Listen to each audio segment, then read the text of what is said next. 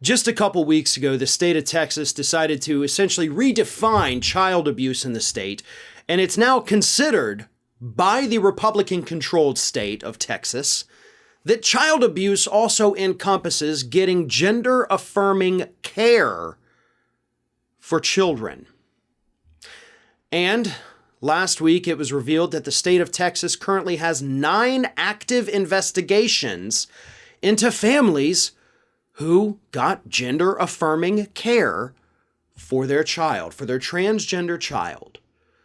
The parents were loving and accepting enough that instead of beating the child, which is not uncommon, instead of disowning the child and kicking them out, which is also not uncommon, instead of forcing them into therapy to try to fix them, which also not uncommon, the parents said, "We love you, we want you to be happy, we want you to be you.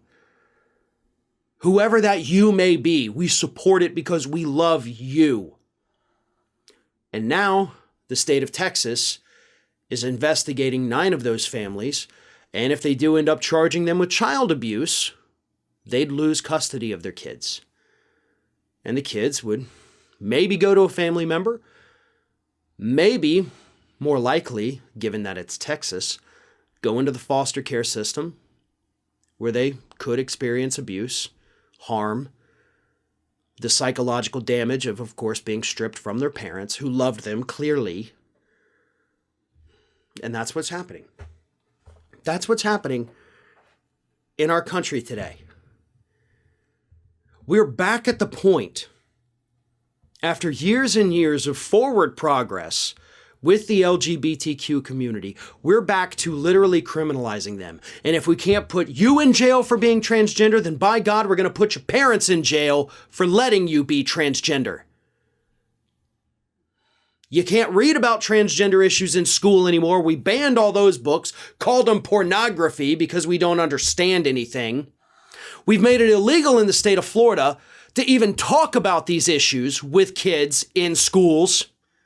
Kids that are going through probably one of the most difficult times in their lives, seeking some kind of person who they can talk to. Nope, illegal in Florida. But of course, not as bad as what they're doing in Texas, trying to strip these children of parents who actually accept and love them. This is literally the opposite of child abuse. Republicans don't care about families. Republicans care about winning elections. And if it means tearing families apart in order to do that, they're going to do it. This is sick. This is twisted. This is infuriating. And I'm going to say something here that I also said over at Ring of Fire because I think this needs to be reiterated. With all of these state-level Republican attacks on already marginalized members of our communities, women seeking abortions, minorities, critical race theory, that attack, and the attacks on the LGBTQ community. If people that do what I do are not talking about these issues on their channels and instead they're whining and pissing and moaning that, oh, this politician that I put personally up on a pedestal isn't as progressive as I want them to be. If you watch any channels that aren't covering this stuff, this crap coming from these Republicans, don't ever watch them again. Because they're ignoring the real issues, pushing idiot talking points for clicks and likes and money. They're not worth your time if they're not talking about these real, honest issues that are literally ripping families apart. They could put parents in jail. They could put teachers in jail.